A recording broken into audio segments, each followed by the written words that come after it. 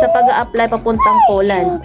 So, luckily, may nag-reply po sa akin at ang nag-reply po ay ang mismong consul. So, ina-expect ko po kasi is baka secretary lang ang magre-reply or kung sino mang staff. Pero so, swerte po dahil ang consul po mismo ang personal na nag-reply sa email ko.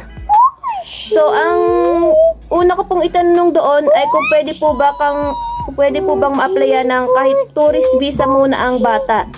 Kasi hindi pa naman po kami dito permanent o residente. So, ang reply po sa akin noon ay hindi po sila nag-i-issue during that time ng tourist visa. Pero, pwede po kaming mag-apply ng national visa or type D visa para sa anak namin. So, same din po yon ng visa namin.